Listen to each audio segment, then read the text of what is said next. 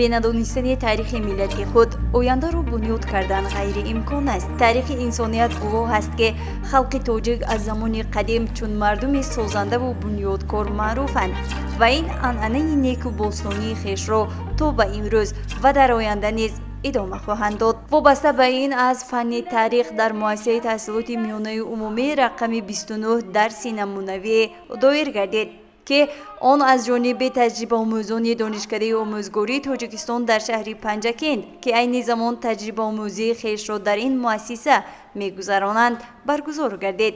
در چاره‌بینی نماینده از شعبه معارف شهر و آثارخانه شهری به نام ابو عبدالله رودکی شرکت داشته اندیشه‌های خویش را وابسته به گذرانیدن چنین یک درس نمونوی ابراز داشتند. باعث خرسندی است که پیشنهاد تاجیکستان اوید به وارد نمودن 2500 سالگی شهرک قدیمه تخت سنگین و رویخط جشنواره‌های یونسکو برای سالهای 2022 تا 2023 پذیرفته شد. هدف از برگزاری چنین چاره‌بینی در آن است که در نهاد خوانندگان بیدار نمودن حس وطندوستی و وطنپروری و ارج گذاشتن و یادگاری‌های تاریخی میباشد. برگزاری این چاره‌بینی در موضوع بخشیده به 2500 سالگی شهرک قدیمه تخت سنگین به دوش دانشجویان و خوانندگان مؤسسه می‌گذارد. امروز ما تصمیم گرفتیم یکی از یادگاری‌های تاریخی زمان قدیم را به شما معرفی سازیم که امسال ما آن را جشن میگیریم و 2500 سالگی شرکت تخت سنگین یکی از یادگاری‌های است که با جواهرات و چیزهایی که در آن جای دارد و معرض تماشا و برای عمومی جهانیان معرفی میکند دولت و کشور ما را. امروز ما با خوانندگان درباره این یادگاری و مکان جای گرفتن آن به شما معلومات میدهیم. ما درباره این یادگاری میخواهیم در کدام موضع تاجیکستان جای گرفتنش از خوانندگان پرسان شویم. مرحمت به این سوال کی جواب میدهد؟ شهرکده تخت سنگین در کجا جای دارد؟ قبادیان یکی از ناحیه‌های ولایت ختلان است و در جنوب جمهوری تاجیکستان جای دارد. ناحیه 27 اکتبر سال 1939 در بخشی از ولایت استرین‌آباد جمهوری شوروی سوسیالیستی تاجیکستان تأسیس یافته در سالهای 1930-1970 به یاد انستاس میکاین یکی از رهبران شوروی میکاین‌آباد نامیده میشد. از 4 ینور سال 1944 این ناحیه بخشی از ولایت قرغان‌تپه شد. مرکز این ناحیه در شهرک قبادیان جای گرفته است. این شهرک در سالهای 1930-1970 میکاین‌آباد نام داشت. باز که علاوه کردن میخوام به این سوال. مردم در دره رود کافرنیهان از نیمه دوم هزاره یکی پیش از میلاد مسکون بوده. در این موضع شبکه گسترده آبیاری پدید آورده بودند. ساکنان این موضع کشتزار کناره راست این رود را آبیاری نمودند که سرگشت 18 کیلومتر شمالتر از شهرک قبادیان جایگیر شده بود. بنابر نوشته از سمانی قبادیان در سده 12 میلادی ناحیه آبادان از بخش‌های بلخ بوده است. قبادیان در اسیای میانه یکی از کلانترین شهرهای ماوراءالنهر بوده. سرزمین قبادیان چند شهر بزرگ و آبادان داشته است که در میان کوهسار پایان‌ها برود کافرنیهان و نه چندان دور از امودریا جای داشته است.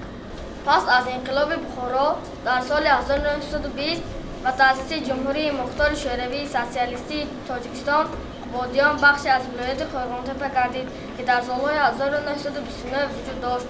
در همین سال ولایت قرغان‌تپه به اوکروگ تبدیل داده شد. در سال 1931 اوکروگ قرغان‌تپه برهم داده شد و سرزمین آن تابع جمهوری گردید. در ینور سال 1934 این ناحیه بخشی از ولایت قرغان‌تپه گردید.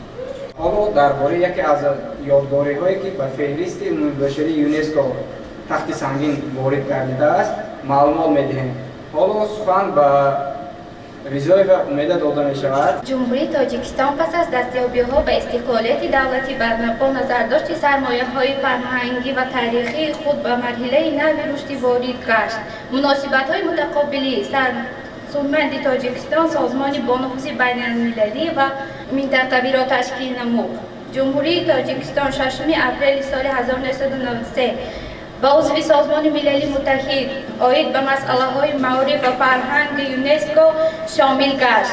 اشتراک پرزیدنت جمهوری تاجیکستان محترم امام علی رحمان در 33مین کنفرانس عمومی یونسکو در پاریس در رابطه بین تاجیکستان و یونسکو صحیفه توسعه را باز نمود. شرکت تخت سنگین در سال روسیه دریا پایین‌تر از محل همراهشوی دریاهای 5 و بخش در ناحیه قبادیان ولایت ختلان جایگیر شده است. شرکت تخت سنگین را به فهرست عمومی بشری یونسکو از طرف تاجیکستان پیشنهاد گردید که سال 2015 به فهرست عمومی بشری یونسکو داخل گردید. آن موضوعهایی که در جمهوری تاجیکستان هستند به فهرست عمومی بشری یونسکو وارد گردیده است. از تاریخ پرافتخار خلق تاجیک و یادگاری تخت سنگین باز کی معلومات می‌دهد؟ خوشبختانه به شرافت صاحب استقلال گردیدن جمهوری تاجیکستان قریب در همه جای شهر و ناحیه‌های کشورمان آثارخانه‌های تاریخی کشورشناسی تأسیس داده شد که در آنها بازیافت‌های قدیمی و تاریخی گرد آورده شدند. وادی که از کشور دیار ما بوده تاریخ شکوهمند دارد. در ناحیه 18 یادگاری تاریخی موجود بوده از قرن‌های گوناگون متعلق بوده از کلان بوده این ناحیه شامل می‌گردد. از کتاب تاریخ تبری آماده است که شاهد ساسانیان در حدود ختلان یعنی ختلان امروزه شاهد ساسانیان قباد شهر بنیاد کرد که آن قبادآباد نام برد. سال 2003 با کمک دستگیری حکومت جمهوری بخشیده به جشن 1000 سالگی شاعر و متفکر برجستگی علم و ادب فارس تاجیک حکیم ناصر خسرو در مرکز ناحیه آثارخانه با شمت تاریخی کشورشناسی بنیاد گردید. آثارخانه یکی از جایها و مکانی است که تمام سیاحان الان دیدن میکنند و معرفیگری تاریخ، فرهنگ و مدنیت خلق تاجیک به شمار میرود و همینطور به این گفتگو باز که علاوه کردن میخواهد. واقعا هر یک شخص از تماشای آثارخانه متاثر گشته یک جان غذای معنوی میگیرد. یکی از بازیافت‌های یادگاری تاریخی تخت سنگین گردآوری شده به مرز تماشا گذاشته شده است. اکادمیک یوسفشاه یعقوب نوشته است گفتگوهای باستانشناسی در خرابه‌های تخت سنگین نشان دادند که شهر مساحت 100 هکتار زمین را در بر میگیرد و در اینجا معبد بزرگداشت رادیو آیروها بخش ساخته شده بود. کاوش‌های باستانشناسی ثابت نمودند که در حدود قبادیان 5 شهرک زمان هخامنشیان ارزی وجود داشته است که آنها دارای تمدنی بلند میباشند. بازیافت‌های نادر پرقیمت خزینه امودریا از طلا، نقره، مس و غیره عبارت بودند. متاسفانه این بازیافت‌های نادر تاریخی از دست مردمان تهجایی از دست رفتند و امروز در یکی از آثارخانه‌های کلانترین دنیا آثارخانه لندن محفوظند. در این ردیف استاد شیرین کلام زیا عبدالله درباره تخت قباد نوشته است: بر مرقد تاریخی خود این بار بگیریم، بسیار بگیریم و علم زار بگیریم، بر عاجزی چشم وطندار بگیریم، بر چنگیزی چند وطندار بگیریم. چشمهایت چشمه شعر و سرود، قولهایت صدر پیغام و درود، خاک پاکت ساحتی بود و نبود. تاجیکستان کشوری من مادرم، مادری جان پروری من کشورم. آید از هر سنگ و بانگی رباب، در سری هر کو خنده آفتاب. آید از هر گلبن بوی رباب، در سری هر کو خنده آفتاب. آید از هر گلبن بوی شباب. تاجیکستان کشوری من مادرم، مادری جان پروری من کشورم. چشمهایت چشمه شعر و سرود، قولهایت صدر پیغام و درود. خاک پاکت ساحتی بود و نبود. تاجیکستان کشوری من مادرم، مادری جان پروری من کشورم. مادری جان پروری من کشورم. حالا درباره آن بازیافت‌هایی که از تخت سنگین یا اینکه از نزدیکی شرکت تخت سنگین بازیافت شده است و در آثارخانه بریتانیا قرار دارد و تاجیکستان را برای جهانیان معرفی میکند. تاجیکستان را از تاریخ و پیدایش این بازیافت‌های نادر که با نام خزینه امودریا معلوم و مشهور است به شما خوانندگان معلومات می‌دهم. گاویش‌ها از جانب باستانشناسان روس پیچیکیان و لیتوینسکی سال‌های 1976 1991 گذرانده شدند. از طرف غربی ضمن با دامنه قطارگاه تشیکتاش پیوست می‌شود. ضمن از ارک و عمارت‌هایی که از شمال به جنوب به مسافه 1 کیلومتر طول کشیده است گذرانده می شود. مسکن تخت سنگین بیشتر همچون خزینه امودریا یا جواهرات آکس عبارت از کلکسی جواهرات تنگه‌های طلایی و نقره‌گین که سال 1877 از جانب تاجران بخارایی در ناحیه قبادیان خریداری شده است. تاجران از ساکنان درباره بازیافت خبردار شده آن را خریداری نمودند. من بعد تاجران بخارایی که برای تجارت به سوی هندوستان روانه بودند نیت داشتند که جواهرات هند و خزینه امودریا را فروخته درآمد مالی به دست آورند. در هندوستان اکثریت جواهرات و سکه و خزینه از جانب عملداران بریتانیایی خریداری شده. پس از چندین سال مال آثارخانه بریتانیایی که در شهر لندن واقع است گردیدند. نام خزینه امودریا را به بازیافت‌های مسکن تخت سنگین محقق انگلیس دالتون گذاشته است. به پنداشت او در دوره بعد خریداری نمودن خزینه امودریا شاید در آن چیزی دیگر نیز وجود داشته باشد. با وجود این اکثریت جواهرات و سکه‌های نقره‌گین و طلاگین است.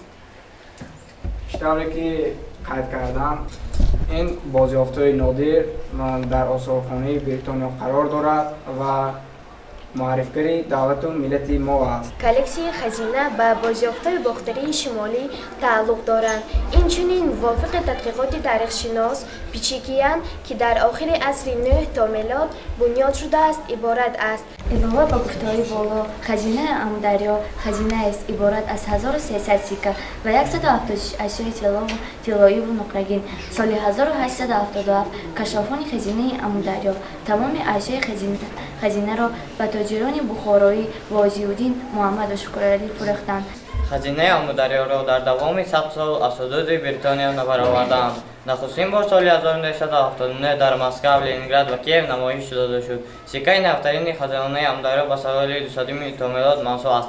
در آثار خزینه امودریا عنعنه‌های صنعت مردمی هخامنشیان، صنعت محلی باختری و صنعت با اصطلاح علوم بهوش اسکیفی که به علوم بادیانشینان از جمله بادیانشینان دشت‌های آسیا میانه وابسته است انعکاس یافتند. با طفیل دستاورد استقلالیت جمهوری تاجیکستان و این بازیافت‌ها نسخه آن به آثارخانه ملی جمهوری تاجیکستان آورده شده و نسخه اصلی آن در آثارخانه بریتانیا قرار دارد و آخرین مراتب در شهر فرانسه که نمایش فرهنگی جمهوری تاجیکستان برگزار گردید در آن از آثارخانه جمهوری تاجیکستان و آن بازیافت‌هایی که در خارج کشور قرار دارند آنجا جمع‌آوری کرده شدند و خزینه امودریا نیز به آثارخانه گیمه فرانسه آورده شد و در مدت 3 ماه معرض تماشا گذاشته شد. سخن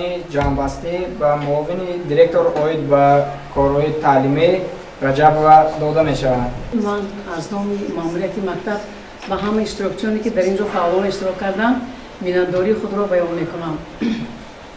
به اینجا ما تصمیم گرفتیم که با اون دانشجویان و هم خوانندگانی که در اینجا اشتراک کردن افتخارنامه از نام ماموریت مکتب سپرده شود و معلمه مهربان همراه و گلنوره.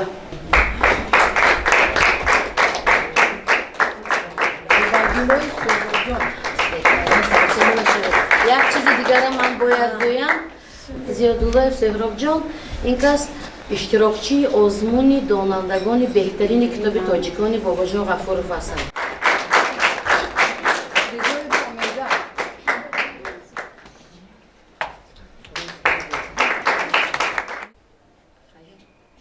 نماینده شعبه معارف در فرجام چوربینی عرض و سپاس خویش و عرض و سپاس مدیر شعبه معارف شهری پنجکند را به ماموریت مؤسسه و تجربه آموزانی که چنین یک درس را گذرانیدند رسانید. نماینده از آثارخانه شهری به نام ابو عبدالله رودکی باشد قید نمود که گذراندن چنین چوربینی ها و درس های کشاد و چنین درس های نمونوی باری دیگر یادرس می نماید که ما خلق تاجیک تاریخ بزرگ داریم و باید همگان بیاموزند و علاوه نمود که آثارخانه شهری آماده است همه وقت با تمام مؤسسه‌های تعلیمی همکاری نماید.